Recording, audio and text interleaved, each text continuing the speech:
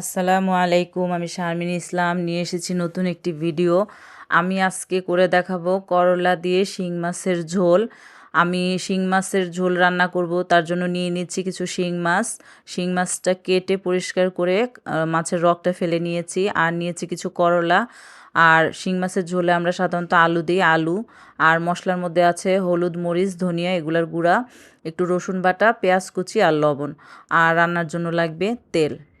আমি সব কিছু গুছিয়ে নিয়েছি। আমি হচ্ছে গিয়ে প্রথমেই প্যানে তেল দিয়ে দিচ্ছি। তেলটা গরম হয়ে আসলে আমি পেঁয়াজটা যে কেটে রেখেছিলাম সেই পেঁয়াজটা দিয়ে দিব।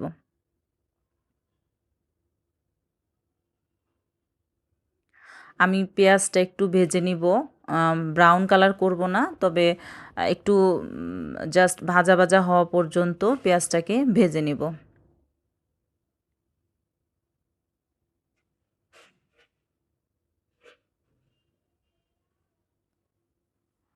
আমি পেঁয়াজটা ভালো করে নেড়েচেড়ে ভেজে নিয়েছি। এখন আমি তেলের মধ্যে দিয়ে দিব রসুন বাটা। রসুন বাটাটাকে আমি ভালো করে ভেজে নিব। পেঁয়াজের সাথে তেলের সাথে আমি ভালো করে নেড়েচেড়ে রসুন বাটাটা ভেজে নিব। রসুনটা ভাজা হয়ে গেলে আমি সমস্ত যে গুঁড়া মশলাগুলো রেখেছিলাম, ধনিয়া, হলুদ এবং মরিচ সবগুলো আমি 1 চামচ করে নিয়েছি।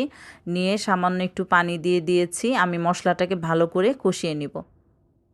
যে কোনো তরকারি মশলা ভালো করে কষালে তরকারিটা ভালো হয়। মশলাটা ভালো করে না কষালে কাঁচা কাঁচা গন্ধ থাকে।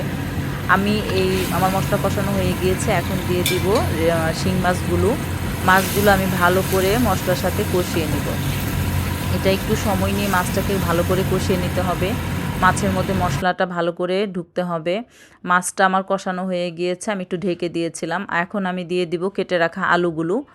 আলুগুলো দিয়ে আমি ভালো করে মাছের সাথে মিশিয়ে তারপর আমি কিছুক্ষণ ভালো করে মিশিয়ে নিব মশলাটার সাথে, আর মাছটার সাথে আলুটা আমি ভালো করে মিশিয়ে নিব।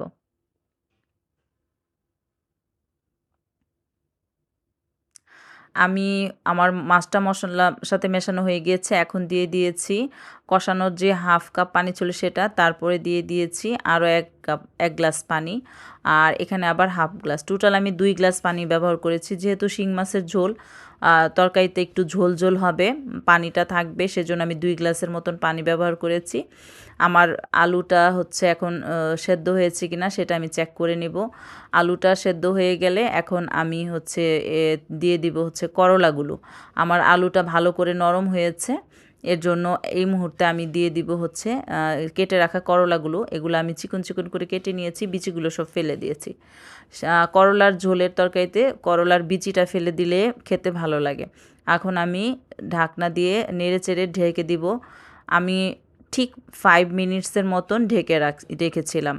করলা দেওয়ার পরে 5 মিনিটের বেশি রাখবেন না। 5 মিনিটের মধ্যেই করলাটা সেদ্ধ হয়ে যায়। তারপরও আমি করলাটা সেদ্ধ হয়েছে কিনা আমি একটু চেক করে নিব। আপনারা একটু করলাটা নামানোর আগে চেক করে নেবেন। কিছু করলা থাকে যেগুলো মানে সেদ্ধ হয়েছে কিনা ভালো করে অনেক সময় সেদ্ধ হয় না। আমার করলা সেদ্ধ হয়ে গেছিল, আমি ভালো করে চেক করতেছিলাম। করলাটা একদম সেদ্ধ হয়ে গিয়েছে। যেহেতু করলা সেদ্ধ হয়ে গেছে, এই পর্যায়ে আমি একটু ধনেপাতা কুচি দিয়ে নামিয়ে নিব।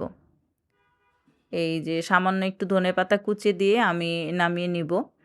আমার করলার তরকারি রান্না শেষ। করলাটা চুলায় দেওয়ার পরে যত তাড়াতাড়ি নামানো যায় তত ভালো হয়, তাহলে তিতাটাও কম লাগে। আর নামানোর আগে আমি কিছুটা ধনিয়ার গুঁড়া দিয়ে দিয়েছি। ধনিয়ার গুঁড়াটা লাস্টে দিলে একটা ঘ্রাণ আসে।